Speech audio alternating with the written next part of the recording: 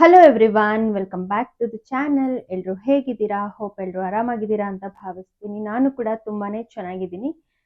Friends, ಇವತ್ತಿನ vlog ಬಂದ್ಬಿಟ್ಟು gold ಬಗ್ಗೆ ಅಪ್ಡೇಟ್ಸ್ ಕೊಡೋಣ ಅಂತೇಳಿ ಅನ್ಕೊಂಡಿದ್ದೀನಿ. ಬಿಕಾಸ್ ತುಂಬಾ ಜನ 2026 1,60,000 ಹೋಗುತ್ತೆ, 2 lakhಗೆ ಹೋಗುತ್ತೆ ಅಂತ ಹೇಳ್ತಾ ಇದ್ದಾರೆ. ಬಟ್ ನಾನು ಲಾಸ್ಟ್ ವ್ಲಾಗಲ್ಲಿ ನಾನು ಬ್ಯಾಂಗಲ್ ಶಾಪ್ ಮಾಡಿದ್ದು ವ್ಲಾಗ್ ಹಾಕಿದ್ದೆ. ಬ್ಯಾಂಗಲ್ಸ್ ಶಾಪ್ ಮಾಡ್ಕೊಂಡು ಬಂದಿರೋದಂತೂ ನಿಜ. ಬಟ್ ನೆಕ್ಸ್ಟು ನಾನು ಬಿಲ್ ಎಲ್ಲ ಕ್ಯಾಲ್ಕುಲೇಟ್ ಮಾಡಿ ಯಾವ ರೀತಿ ತಗೊಂಡೆ, ಯಾವ ಡಿಸೈನ್ ತಗೊಂಡೆ, ಎಷ್ಟು ಅಮೌಂಟ್ ಆಯಿತು ಅಂತ ಹೇಳೋದನ್ನ ವ್ಲಾಗ್ನ ಹಾಕಿಲ್ಲ. ಯಾಕಪ್ಪ ಅಂತ ಅಂದರೆ ನನಗೆ ಸಿಕ್ಕಾಪಟ್ಟೆ ಬೇಜಾರಾಗಿದೆ.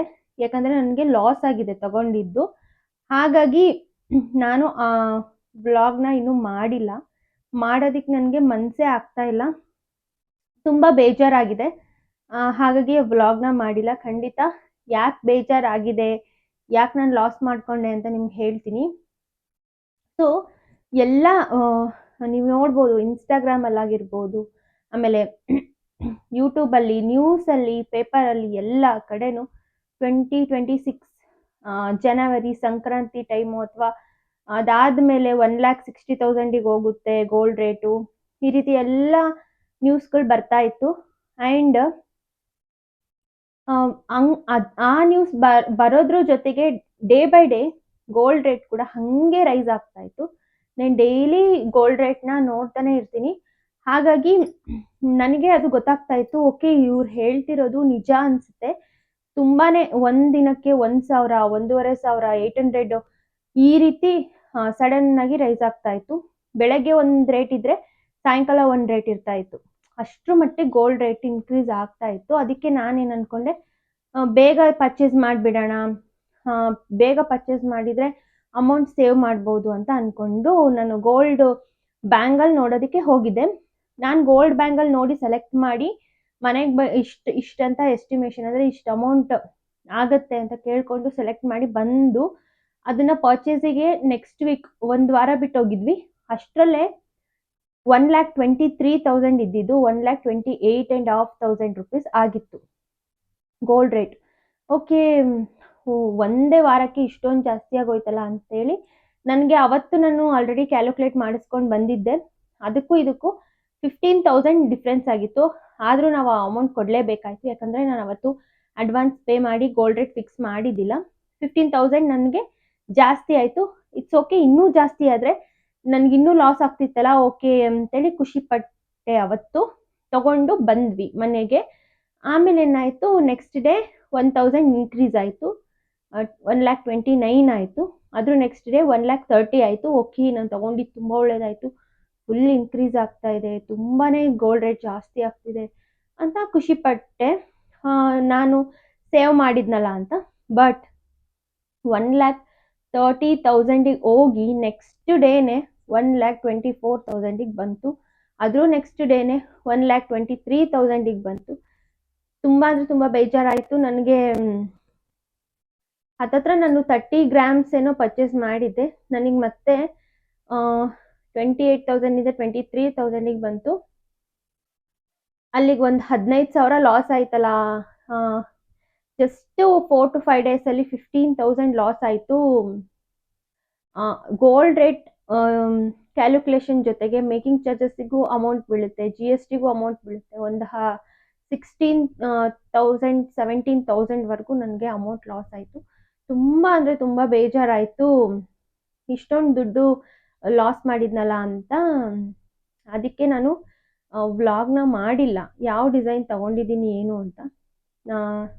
ಅವತ್ತು ಸೆಲೆಕ್ಟ್ ಮಾಡುವಾಗಲೇ ನನಗೆ ಮೂಡಿರಲಿಲ್ಲ, ಅಂದರೆ ನನಗಿಷ್ಟ ಆಗಿರೋ ಡಿಸೈನ್ ಸಿಗ್ತಾನೆ ಇರಲಿಲ್ಲ. ಸೆಲೆಕ್ಟ್ ಮಾಡುವಾಗಲೂ ತುಂಬಾ ಕಷ್ಟಪಟ್ಟು ಮಲಬಾರಿಗೆ ಹೋಗಿ ಅಲ್ಲಿ ನೋಡಿ, ಅಲ್ಲೂ ಇಷ್ಟ ಆಗದೆ ಜಾಯ್ಲುಕಾಸಿಗೆ ಮತ್ತೆ ಬಂದು ಯಾವುದೋ ಒಂದು ಬ್ಯಾಂಗಲ್ ತೊಗೊಂಡು ಬಂದೆ. ಅಷ್ಟೊಂದು ಸ್ಯಾಟಿಸ್ಫ್ಯಾಕ್ಷನ್ ಇಲ್ದಲೇ ಪರ್ಚೇಸ್ ಮಾಡಿದ್ದು. ಡಿಸೈನ್ಸ್ ಚೆನ್ನಾಗಿದೆ, ಬಟ್ ಆದರೂ ನನಗಿನ್ನೂ ಸ್ಯಾಟಿಸ್ಫ್ಯಾಕ್ಷನ್. ನಾವು ಇಷ್ಟೊಂದು ಅಮೌಂಟ್ ಕೊಟ್ಟು 4,01,000 rupees ಬಿಲ್ ಆಗಿದ್ದು, ಇಷ್ಟು ಗೋಲ್ಡ್ ತೊಗೊಂಡ್ವಲ್ಲ ಅಂತ ತುಂಬ ಬೇಜಾರಾಯಿತು. ಆದ್ರೂ ತಗೋ ನೆನಪಿಗಿರುತ್ತೆ ಅಂತ ಅಂದಿದ್ದಕ್ಕೆ ನಾನು ತೊಗೊಂಡಿದ್ದು ಅಷ್ಟೇ. ಮತ್ತು ಒಂದು ಸೇವಿಂಗ್ಸ್ ಅನ್ನೋದಿರುತ್ತೆ, ಯಾಕಂದರೆ ನೆಕ್ಸ್ಟು ನೆನಪಿರುತ್ತೆ ಈ ಟೈಮಲ್ಲಿ ತೊಗೊಂಡ್ರೆ, ಮತ್ತು ಒಂದು ಸೇವಿಂಗ್ಸ್ ಅನ್ನೋದಿರುತ್ತೆ. ಮತ್ತು ನೆಕ್ಸ್ಟ್ ನಾನು ತೊಗೋಬೇಕು ಅಂತ ಅಂದರೆ 1,60,000 70,000 2,00,000ವರೆಗೂ ಹೋದರೆ ಏನು ಮಾಡೋದು ಅಂತೇಳಿ ನಾನು ಒಬ್ಬಳೇ ಈ ರೀತಿ ಯೋಚನೆ ಮಾಡ್ತೀನಿ ಅಂದ್ಕೊಂಡೆ. ಬಟ್ ಅವತ್ತು ನಾನು ಶಾಪಿಗೆ ಹೋದಾಗ ಎಲ್ಲ ಅಂಗಡಿಗಳು, ಗೋಲ್ಡ್ ಅಂಗಡಿಗಳು ತುಂಬಾ ರಶ್ ಇತ್ತು. ಕ್ರಿಸ್ಮಸ್ ದಿನ ಎಲ್ಲರೂ ಕೂಡ ಯಾರೂ ನೋಡಕ್ಕೆ ಬಂದಿಲ್ಲ. ಪ್ರತಿಯೊಬ್ಬರು ಪರ್ಚೇಸ್ ಮಾಡ್ತಾ ಇದ್ರು. ನನಗಿನ್ನ ಇನ್ನೂ ಜಾಸ್ತಿ ಅಮೌಂಟಿನ ಗೋಲ್ಡ್ ಪರ್ಚೇಸ್ ಮಾಡ್ತಾ ಇದ್ರು, ಬಿಲ್ ಮಾಡಿಸ್ತಾ ಇದ್ರು. ಅವರಿಗೂ ಬೇಜಾರಾಗಿರುತ್ತೇನೋ ಗೊತ್ತಿಲ್ಲ. ನನಗಂತೂ ಸಿಕ್ಕಾಪಟ್ಟೆ ಬೇಜಾರಾಯಿತು. ಅದಕ್ಕೆ ವೆಯ್ಟ್ ಮಾಡ್ತಾ ಇದ್ದೀನಿ ಮತ್ತೆ ನಾನು ತಗೊಂಡಿದ್ದ ರೇಟಿಗೆ ಗೋಲ್ಡ್ ಬರುತ್ತಾ ಅಂತ. ಆದ್ರೂ ನಾನು ಶೇರ್ ಮಾಡಲೇಬೇಕು. ಪ್ರತಿಯೊಂದು ನಿಮ್ಮ ಜೊತೆ ಶೇರ್ ಮಾಡಿದ್ದೀನಿ. ಸೊ ಸದ್ಯದರಲ್ಲೇ ನೆಕ್ಸ್ಟ್ ವ್ಲಾಗಲ್ಲಿ ನಾನು ಹೇಳ್ತೀನಿ ನಾನು ಎಷ್ಟು ಅಮೌಂಟ್ ಕೊಟ್ಟು ತಗೊಂಡೆ. ಅದರಲ್ಲೂ ನಾನು ಆಫರು ಜನವರಿ 18ವರೆಗೂ ಮಲಬಾರಲ್ಲಿ 30% ಇದೆ. ಸೊ ಹಂಗಾಗಿ ಜಾಯ್ಲುಕಾಸ್ ಅವರು ನಮಗೆ ಅದೇ 30% ಆಫರ್ ಮಾಡಿಕೊಟ್ರು. ಬಟ್ ಜಾಯ್ಲುಕಾಸಲ್ಲಿ ಆಫರ್ ಇಲ್ಲ, ಅಲ್ಲಿ ಬೇರೆ ಆಫರ್ ಇದೆ. 25% ಆಫರ್ ಅನ್ಕಟ್ಸ್ ಮತ್ತು ಡೈಮಂಡ್ಸ್ ಮೇಲ್ಗಡೆ ಇದೆ. ಓಲ್ಡ್ ಗೋಲ್ಡ್ ಎಕ್ಸ್ಚೇಂಜ್ ಮಾಡಿದರೆ ಅದ್ರ ಮೇಲ್ಗಡೆ 250 ರುಪೀಸ್ ಪರ್ ಗ್ರಾಮಿಗೆ ಎಕ್ಸ್ಟ್ರಾ ಅಮೌಂಟ್ ಕೊಡ್ತಾರೆ. ಈ ಆಫರ್ ಇದೆ ಜಾಯ್ಲುಕಾಸಲ್ಲಿ. ಬಿಟ್ಟರೆ ಮೇಕಿಂಗ್ ಚಾರ್ಜಸ್ ಮೇಲೆ ಡಿಸ್ಕೌಂಟ್ಸ್ ಇಲ್ಲ. ಮಲಬಾರಲ್ಲಿ ನಡೀತಾ ಇರೋದ್ರಿಂದ ಓಕೆ ಮ್ಯಾಮ್ ನಿಮಗೆ ನಾವು ಮಾಡಿಕೊಡ್ತೀವಂತ ಅವ್ರು ಮಾಡಿಕೊಟ್ರು. 30% ಡಿಸ್ಕೌಂಟ್ ಮಾಡಿಕೊಟ್ರು. ನನ್ನ ಬಳೆಗೆ 23% ಮೇಕಿಂಗ್ ಚಾರ್ಜಸ್ ಇತ್ತು. ನನಗೆ ಅವರು 16%ಗೆ ಡಿಸ್ಕೌಂಟ್ ಮಾಡಿ ಕೊಟ್ಟರು. ಅದರಲ್ಲಿ ಸ್ವಲ್ಪ ಅಮೌಂಟ್ ಸೇವ್ ಆಯಿತು ಅಂತ ಖುಷಿ ಆಯಿತು. ಆದರೆ ಸಡನ್ನಾಗಿ ಸ್ಟೋನ್ ಗೋಲ್ಡ್ ರೇಟ್ ಕಡಿಮೆ ಆಗುತ್ತೆ, ಲಾಸ್ ಆಗುತ್ತೆ ಅಂತ ನಾನು ಎಕ್ಸ್ಪೆಕ್ಟ್ ಕೂಡ ಮಾಡಿದ್ದಿಲ್ಲ. ಅದು ತುಂಬ ಅಂದರೆ ತುಂಬಾ ಬೇಜಾರಾಗಿದೆ. ಬಿಕಾಸ್ ನಾವು ಒಂದು 500,000 ರುಪೀಸ್ ಖರ್ಚು ಮಾಡೋದಕ್ಕೂ ಎಷ್ಟು ಯೋಚನೆ ಮಾಡ್ತೀವಿ ಅಂಥದ್ರಲ್ಲಿ 15,000 16,000 17,000 ಗಟ್ಟಲೆ ಲಾಸ್ ಒಂದೇ ಒಂದು ದಿನಕ್ಕೆ ಆಗಿಬಿಟ್ರೆ ಎಷ್ಟು ಮನಸ್ಸಿಗೆ ಬೇಜಾರಾಗುತ್ತೆ. ಇನ್ನೂ ಕಡಿಮೆ ಆಗ್ತಾ ಇದೆ ಗೋಲ್ಡ್ ರೇಟು, ಗೊತ್ತಿಲ್ಲ. ಮತ್ತೆ ಅದೇ ಯೋಚನೆ ಬರುತ್ತೆ ಅಂತ ನಾನು ಅದನ್ನು ಎತ್ತಿಟ್ಬಿಟ್ಟಿದ್ದೀನಿ, ನೋಡೋಕ್ಕೂ ಕೂಡ ಹೋಗ್ತಾ ಇಲ್ಲ. ಆ್ಯಂಡ್ ನೀವು ಯಾರೆಲ್ಲ ಗೋಲ್ಡ್ಗೆ ಇನ್ವೆಸ್ಟ್ ಮಾಡಬೇಕು, ಗೋಲ್ಡಲ್ಲೇ ಸೇವ್ ಮಾಡಬೇಕು ಅಂತ ಐಡಿಯಾಸ್ ಇದೆ, ನೀವು ವೆಯ್ಟ್ ಮಾಡ್ಬೋದು ಅಂತ ನಾನು ಅಂದ್ಕೊಳ್ತೀನಿ. ಇದು ನಿಜಾನೋ ಸುಳ್ಳೋ ಗೊತ್ತಿಲ್ಲ. 1,60,000 ಹೋಗುತ್ತೆ, ಇದೆಲ್ಲ ನಿಜಾನೋ ಸುಳ್ಳೋ ನನಗಂತೂ ಅದ್ರ ಬಗ್ಗೆ ಗೊತ್ತಿಲ್ಲ, ಅದ್ರ ಬಗ್ಗೆ ನಂಬಿಕೆನೂ ಇಲ್ಲ. ಗೋಲ್ಡ್ ಶಾಪ್ ಅವ್ರನ್ನೂ ಕೂಡ ನಾನು ಕೇಳಿದೆ ಕಡಿಮೆ ಆಗೋ ಚಾನ್ಸಸ್ ಇದೆನಾ ಅಂತ. ಇಲ್ಲ ಮ್ಯಾಮ್ ಇನ್ನೂ ಜಾಸ್ತಿ ಆಗುತ್ತೆ, ಗೋಲ್ಡ್ ರೇಟ್ ಮಾತ್ರ ಕಡಿಮೆ ಆಗಲ್ಲ 2026ಅಲ್ಲಿ ಅಂತ ಅವರು ಹೇಳಿದರು. ಅದು ನಿಜನೋ ಸುಳ್ಳೋ ಗೊತ್ತಿಲ್ಲ.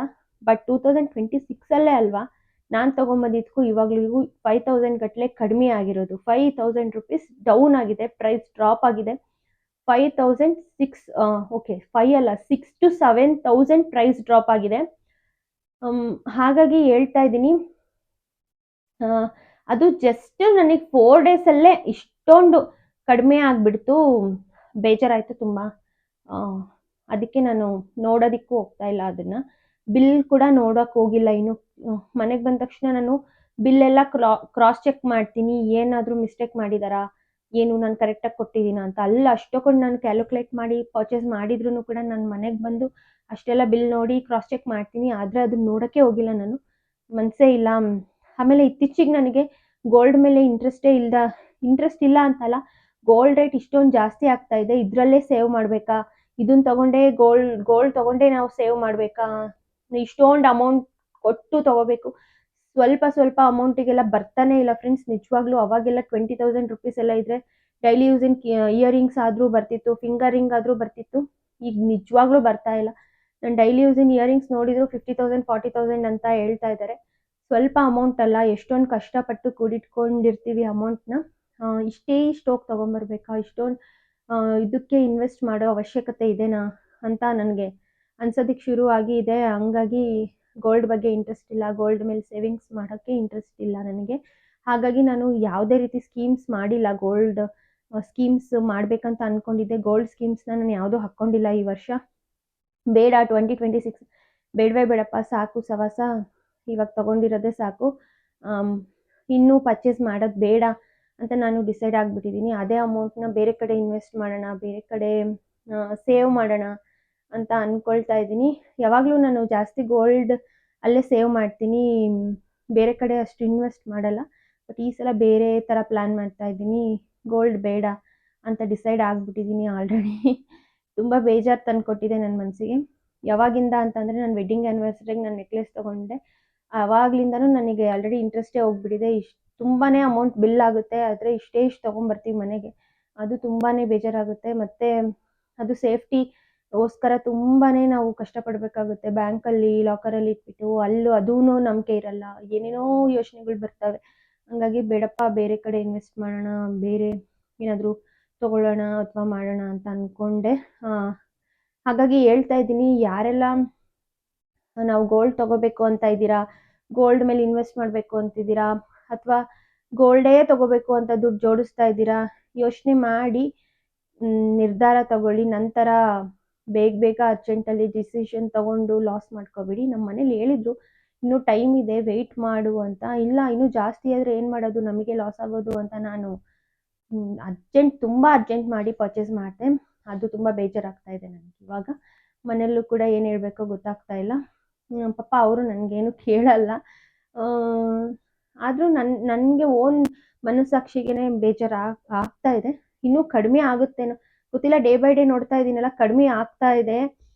ಸೊ 1,60,000ಕ್ಕೆ ಹೋಗುತ್ತೆ ಅಂತ ಹೇಳಿದ್ರಲ್ಲ, ಅದು ನಿಜ ಆಗುತ್ತೋ ಸುಳ್ಳಾಗುತ್ತೋ ನಿಜವಾಗ್ಲೂ ಹೇಳೋಕ್ಕಾಗಲ್ಲ. ಹಂಗಾಗಿ ಗೋಲ್ಡ್ ತೊಗೋಬೇಕು ಅಂತಿರೋರು ಸ್ವಲ್ಪ ಯೋಚನೆ ಮಾಡಿ ಮುಂದುವರಿಯೋದು ತುಂಬಾ ಒಳ್ಳೆಯದು ಅಂತ ನನಗನ್ಸುತ್ತೆ. ಈ ಫೆಬ್ರವರಿ ಮಾರ್ಚ್ ಟೈಮಲ್ಲಿ ಮತ್ತೆ ಆಫರ್ಸ್ ಬಿಡ್ತಾರೆ ಗೋಲ್ಡ್ ಶಾಪ್ಸಲ್ಲಿ. ಆ ಟೈಮಲ್ಲಿ ತೊಗೊಂಡ್ರೆ ತುಂಬಾ ಸೇವ್ ಆಗುತ್ತೆ.